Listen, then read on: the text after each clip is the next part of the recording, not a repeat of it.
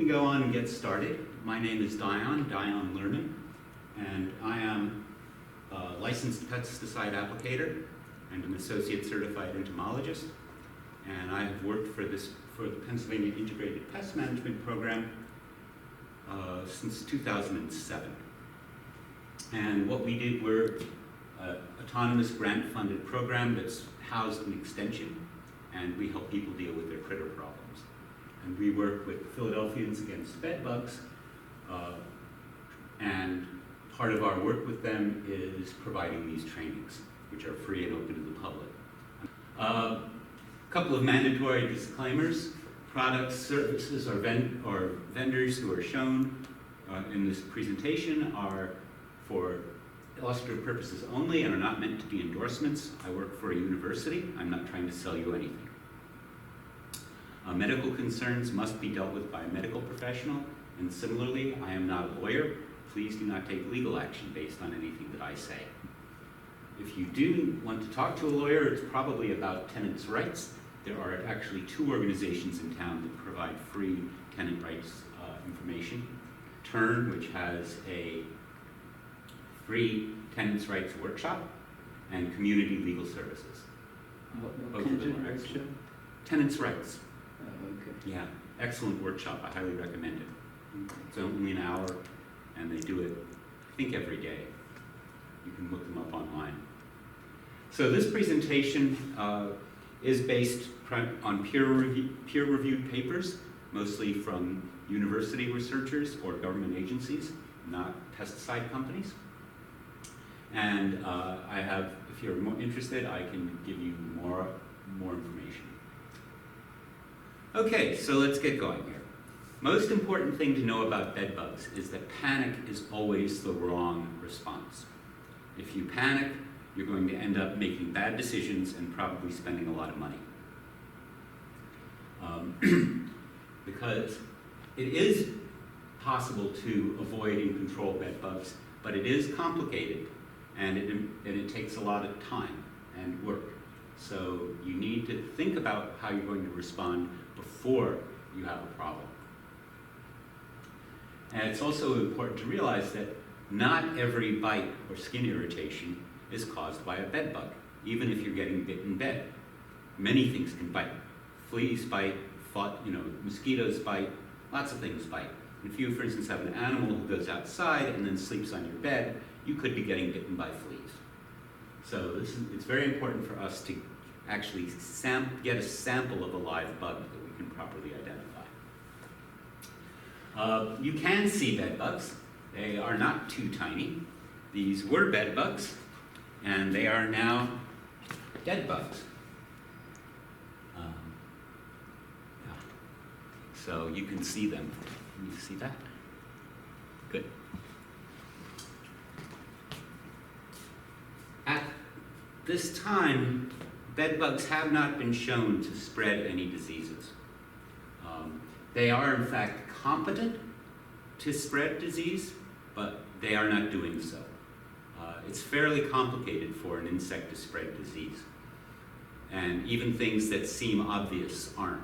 So, for instance, we know mosquitoes spread West Nile and malaria and lots of other things, but mosquitoes do not spread or vector HIV, even though we know they vector other diseases. So it's a complicated relationship between a bug and a particular disease, and apparently nothing has figured out bed bugs yet. The best news about bed bugs is that heat kills them. I'm going to say this about 14 times today. Heat kills all bugs at all life stages, including the eggs. And this is important because the eggs are very resistant and hard to kill. But just as I said that panic is always the wrong response, it's very important to talk to people, to communicate and plan and share information about bed bugs and be honest about bed bug status. And this is particularly true if you're in multifamily housing. But if we don't talk about it, it's not going to get any better.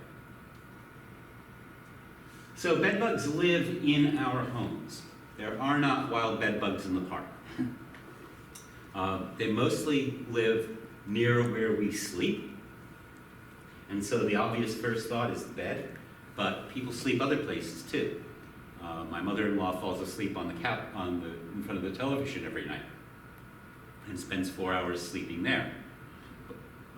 Many people, so we need to look at couches and recliner chairs as well as bed areas. The bed bugs basically travel by hitchhiking.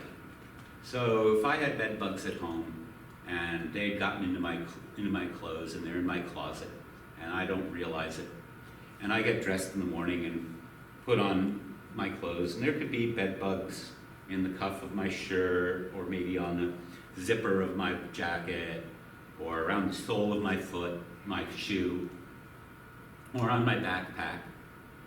And I go out and I get to sit down on the SEPTA bus, and the bug crawls off of me onto the seat. I get up and come to work, you get on the bus and sit down, and the bed bug goes home with you. It's that simple. And it can happen any place, to anyone. You don't get bed bugs for any reason other than that you're unlucky.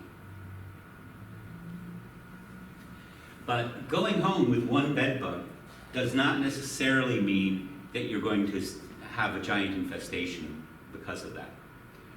We'll talk more about that. A single bug or a couple of bugs is what's called an introduction. And there's a lot of work before that actually becomes an infestation, and many of them don't.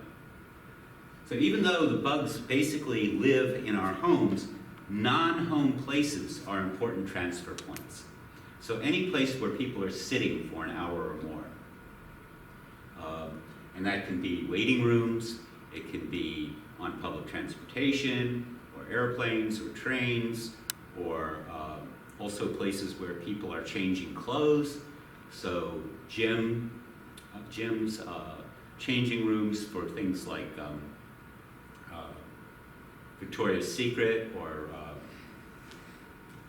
Nike Town. All of these are places that have seen bed bug issues. So here we've got bed bugs right along the top of the mattress here. That's a common place to find them. It's one of the first places it's a very easy place to find them. I guess we should just say that. Okay, so most important thing is to identify the bug, as I said before. And lots of things are misidentified as bed bugs. In fact, almost everything on this page, on this slide, has been misidentified by somebody or other as a bed bug. So which of these is a bed bug? Two. Oh, two's a cockroach, baby cockroach. Also really small, and it's quite common to find cockroaches in people's homes, so it's a common problem. No, the bed bug is actually 8 here. It looks a little different than he usually does because he's just fully fed and is engorged, so he's longer than you typically see them as being. And because of that, people often identify this as a bed bug. Looks a lot like that. This is a head louse. And one of the interesting things about bed bugs is that they don't really like us, and they won't stay on a person. They may be on my clothes, but you would almost never find a bed bug on someone's skin or in their hair. So if you see bugs in somebody's hair, it's not bed bugs, it's head lice. 12 is the flea that I was talking about earlier. This guy here is a pubic louse, crabs. And we work with pest control people who work with the universities, and they get calls all the time from the dorms about possible bed bugs. And they go out, and sometimes it's bed bugs, sometimes it's not. Sometimes it's crabs, and that's not a pest control problem. That's a personal problem. The other one that's misidentified all the time is this one. Now this has 8 legs, so it's a tick. And you'd think that would make it pretty distinctive, But the thing about ticks is when they first emerge from the egg, they only have 6 legs. And they're very tiny, and they look a whole lot like a baby bed bug. And so that's a very common misidentification. The other thing I want to point out is this funny looking thing here. This is actually the larva of a carpet beetle. And carpet beetles are ubiquitous. Everybody's got them. And they're basically, unless you're a museum, they're basically harmless. And we don't try to control them in people's homes.